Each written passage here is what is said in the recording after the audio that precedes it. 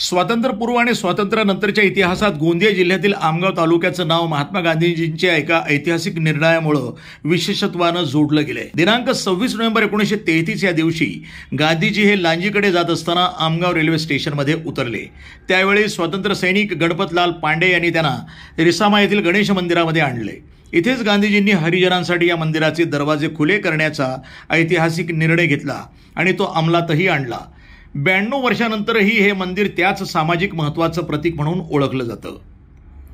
1925 मध्ये गणपतलाल पांडे यांनी रिसामा गावामध्ये श्री गणेश मंदिराची उभारणी केली होती। त्याचवेळी प्रचलित असलेल्या रूढीनुसार मंदिरात केवळ सवर्णांनाच प्रवेश दिला जात होता, तर हरिजनांना प्रवेश नाकारला जात असे।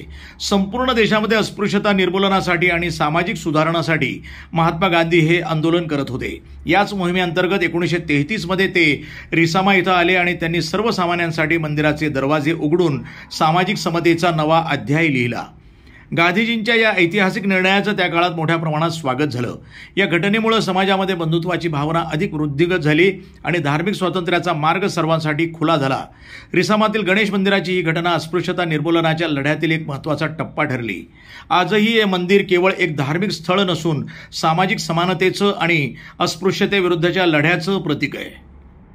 ये मंदिर जो है ये स्वतंत्रता संग्राम सैनिक श्री गणपतलाल जी पांडे जो मेरे परदादा थे, उन्होंने इसका सन 1925 में इसका निर्माण किया था और उसके बाद 1933 में 26 नवंबर 1933 को गांधी जी जब लांजी के लिए जा रहे थे तो वो आमगांव स्टेशन पे उतरे।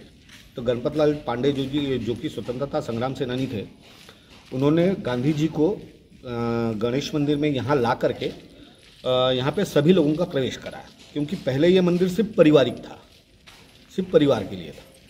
उसके बाद में गणपतलाल पांडे जी ने गांधी जी को यहाँ ला करके उसको 26 नवंबर 1933 को यहाँ पे बाकी लोगों का प्रवेश करवाया। मंदिर में सभी लोगों के लिए मंदिर को खोला गया। उसके बाद तो देखा गया जी छत्तीसगढ़, मध्य प्रदेश और गोंदिया के भी लोग दर्शन के लिए आते हैं। जी आते हैं, बिल्कुल आते हैं।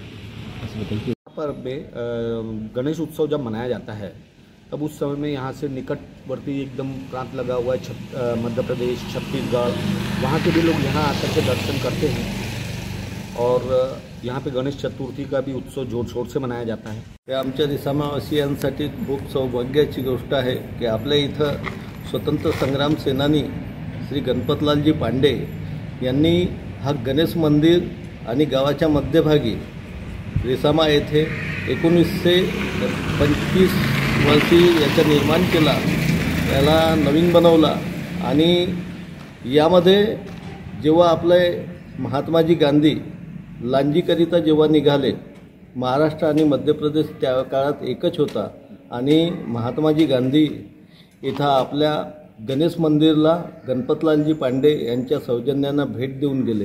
ही फारच सौभाग्याची भूमी आहे, कारण इथं महात्मा गांधी सारखे महापुरुष इथं येऊन या भूमीला खरोखरच त्यांचा योग लाभलेला आहे।